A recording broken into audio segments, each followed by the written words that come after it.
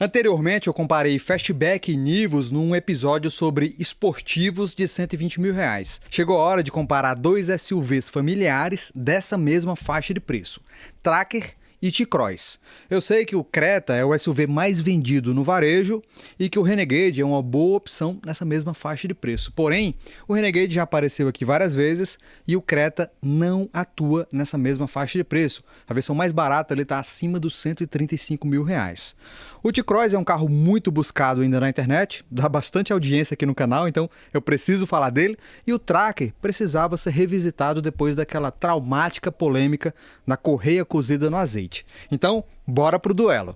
Temos dois veteranos de mercado, cada qual com mais de 350 mil unidades vendidas desde 2019. O T-Cross tem 4,21 metros de comprimento, 265 de entre-eixos, motor 1.0 de 3 cilindros todo em alumínio com turbocompressor, injeção direta de combustível e sincronismo por correia seca, além de câmbio automático de 6 marchas. O Tracker tem comprimento maior e entre-eixos menor, motor de conceito igual, porém com a tal correia banhada a óleo. O câmbio também é um automático de verdade, de 6 marchas. Eu vou comentar sobre desempenho, comportamento e consumo de cada um, bem como espaço interno, porta-malas. Mas eu quero falar primeiro de segurança e padrão de construção, dois assuntos muito importantes. São dois carros simples e derivados de hatches populares. Pouco se distanciam deles em termos de refino. Embora pareça mal dotado, principalmente devido ao design simples, o T-Cross é sofisticado em certos aspectos. Tem motor turbo de boa reputação, câmbio automático de verdade com engates suaves, vale lembrar que esse tipo de câmbio é mais caro do que os demais, freio a disco nas 4 rodas, faróis e lanternas full LED, parte do assoalho com carenagem aerodinâmica, caixas de roda com revestimento plástico, 6 airbags e frenagem autônoma com radar, que reconhece pedestre e também funciona no trânsito. Não é todo carro que tem radar, alguns têm câmera porque é um sistema mais barato. Aqui não, a Volkswagen preferiu o sistema mais eficiente. O T-Cross foi muito bem no teste de impacto, recebeu boas notas. A meu ver, a Volkswagen economizou bastante na aparência e no acabamento, mas investiu em segurança, que é o que realmente importa num carro familiar. Na verdade, embora sejam carros de entrada, nenhum deles pode ser chamado de básico. Eles têm mais do que o essencial. Tem um multimídia bom, que funciona perfeitamente com o espelhamento de celular, tem um ar-condicionado eficiente, retrovisores com ajuste elétrico. O Tracker tem alguns recursos até adicionais para um carro básico. Eu conviveria tranquilamente com qualquer um dos dois, porque eu não tenho muitas exigências em relação a isso. O engraçado é que na hora de fazer a pintura das peças de acabamento, a Volkswagen lembrou das capas de retrovisor e esqueceu as maçanetas. E a Chevrolet fez o contrário, esqueceu os retrovisores. Para ser sincero, entre um e outro, eu prefiro ter as maçanetas na cor da carroceria. Na minha opinião, o retrovisor preto meio que passa desapercebido. Agora, as calotas da Volkswagen são de doer as vistas. O Tracker também é um bom carro, na verdade parece bem superior. Ele tem as citadas maçanetas pintadas na cor do carro, rodas 17 com calotas que parecem rodas, veja como são bonitas. Sinceramente, eu não as trocaria por rodas. Faróis full LED, 6 airbags e internamente parece um carro bem melhor, com bancos em formato bonito, detalhes mais elaborados e um aspecto geral superior. Não é o Cadillac, claro, mas não transmite aquela sensação de carro popular que fica bem escancarada no T-Cross Sense. O Tracker também foi muito bem no teste de impacto. E chegou a hora mais temida, comparar a lista de equipamentos. Qual dos dois oferece mais por R$ 120 mil? Vamos começar aqui com o método de entrada, de destravamento do carro. No T-Cross temos uma chave convencional. Precisa apertar o botãozinho na chave para destravar o carro, inserir na ignição para dar partida. No Tracker, chave presencial, tá? Tem um botãozinho lá na maçaneta para destravar o carro inteiro, nas maçanetas dianteiras, e tem botão de partida. É um item exclusivo dele nessa categoria de R$ 120 mil. Hack de teto, nenhum dos dois tem, e eu sinto mais falta no Tracker. Pelo fato dele ser mais comprido, acaba parecendo uma peruona. Eu colocaria antes de sair da concessionária. Maçanetas pintadas na cor do carro, eu já falei delas, né? Somente o Tracker tem. Retrovisores na cor do carro, somente o T-Cross. As rodas, na Volkswagen temos as super calotas. Sim, ela chama de super calotas na lista de equipamentos de série. São calotas ridículas, mas Parece que o autoestima lá na Volkswagen é bem elevado. Na Chevrolet temos as calotas e rodas 17 polegadas com pneus de perfil mais baixo. Eu gosto de roda de pneus com mais borrachudos, mas o conjunto da Chevrolet é bem mais interessante. Faróis Full LED nos dois, inclusive com piscas de LED. Nenhum dos dois tem faróis de neblina, um recurso que foi abolido em todos os modelos da Volkswagen e que na Chevrolet é um opcional. Inclusive tem um buraco lá no para-choque pronto para instalar. Lanternas traseiras de LED no T-Cross e convencionais muito feias, diga-se de passagem, no Tracker. Embora para a cabine. Na cabine temos um volante ajustável em altura e profundidade com comandos do som e do piloto automático nos dois carros, tá? Um volante ali de plástico, um aro meio fino. Nessa faixa de preço é o que temos, né? Quadro de instrumentos.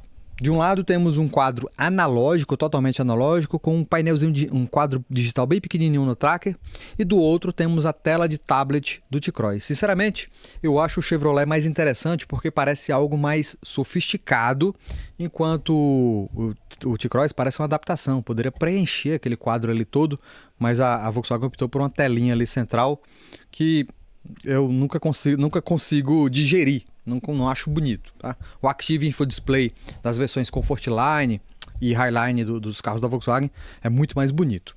Ar-condicionado analógico nos dois carros, porém a Chevrolet oferece comandos muito mais bonitinhos, mais refinados. Aqueles botões da Volkswagen parecem botões de fogão antigo. Agora em multimídia, o T-Cross dá o troco. O Volkswagen Play de 10 polegadas tem menus muito mais interessantes, muito mais rápidos e muito mais recursos também. O MyLink de 8 polegadas da Chevrolet parece um sistema antigo. Tem os botões físicos ali que facilitam bastante o uso, mas é um sistema bem mais limitado e que merece até ser substituído futuramente, depois de uma compra, com recursos adicionais ou uma tela maior.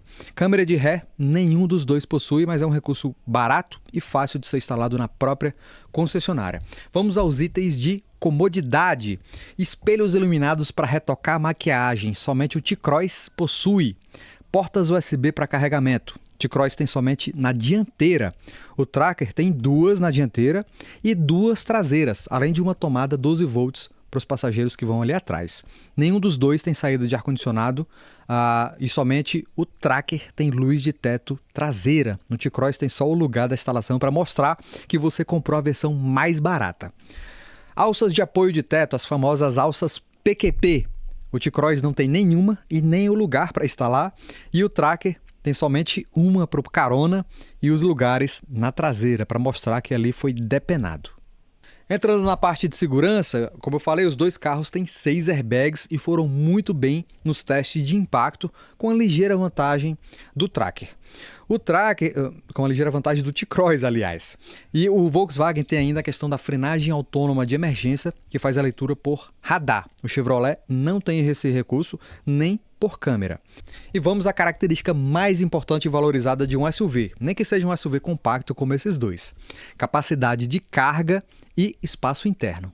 O Tracker não pode ter engate e muito menos puxar reboque, tá? A Polícia Rodoviária vê e souber, ela pode aplicar a multa tranquilamente. O T-Cross pode ter engate e pode puxar um reboque de até 400 kg de peso. E tem uma diferença grande também no limite total de carga, que é o peso de pessoas e bagagens. 410 kg em um e 474 no outro. O Chevrolet vira o jogo no quesito porta-malas. Além de maior, ele tem um piso mais amplo que facilita a acomodação das bagagens. Tem mais espaço ali para colocar sacolas de compra, por exemplo.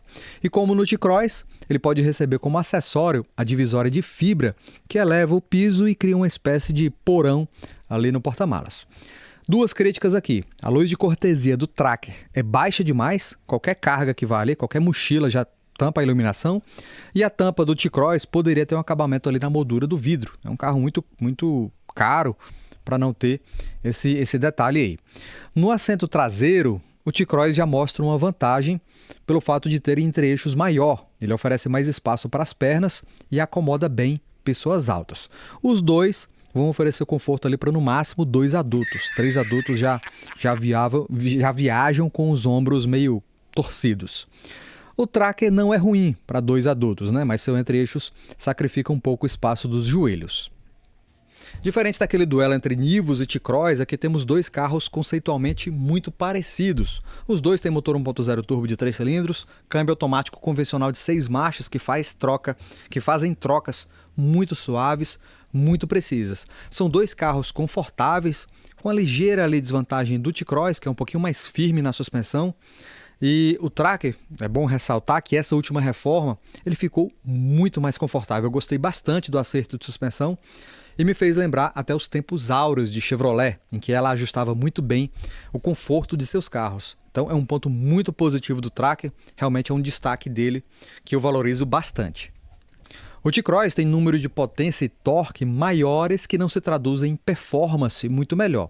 Os dois respondem razoavelmente bem ao comando do acelerador, com certo retardo, e são muito econômicos. Os dois têm comportamento de carro familiar, como eu falei, com molas e amortecedores macios, sendo o T-Cross ligeiramente mais firme.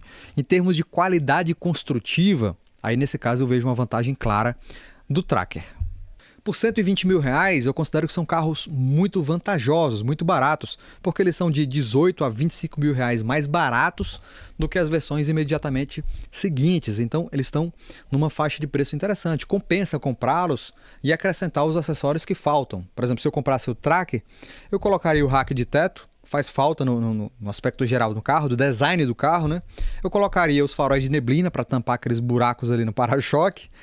Câmera de ré também faz falta, né? Se eu comprasse o T-Cross, eu colocaria rodas 16 para aproveitar os mesmos pneus, colocaria um console central entre os bancos ali para um porta-objetos com porta USB traseira, a câmera de ré também que eu citei, e a luz de teto traseira, que é um recurso muito importante porque eu tenho 2 crianças e sempre preciso colocá-las nas cadeirinhas, colocar o cinto, então a luz de teto traseira é muito importante para mim. E qual seria a minha escolha? Bom, eu não vou bancar um isentão aqui. Eu disse que nos próximos duelos eu deixaria a minha opinião, deixaria a minha escolha e nesse caso eu optaria pelo Tracker, embora eu goste muito do T-Cross, reconheça que ele é um carro muito bom. Porque o Tracker me pareceu bem mais confortável de suspensão, é um carro que encara bem as ruas de cidade do interior, vai muito bem na estrada também, tem uma estabilidade interessante. O desempenho, os dois são muito parecidos. Os dois têm um câmbio automático convencional, que é o que eu prefiro em relação ao CVT e ao DCT. O porta-malas dele é maior e a questão do espaço no banco traseiro, para mim, no momento, não é tão relevante porque eu tenho crianças, eu não tenho filhos grandes, então raramente eu vou transportar adulto ali no banco traseiro. Em relação à correia banhada, eu já confio nela, a Chevrolet insistiu nisso, e mostrou que é realmente confiável. Nos Estados Unidos ela vende 250 mil carros por ano com correia banhada a óleo e não é um problema por lá. Então eu acabarei optando pelo Tracker, reconhecendo que o oponente dele é muito competente também. Agora me diga, qual dos dois você escolheria? Ou será que existe alguma outra opção melhor do que esses dois pelos mesmos 120? Diga aí nos comentários. Muito obrigado pela audiência. Feliz Ano Novo, Feliz Natal. Fica com Deus e até a próxima. Valeu!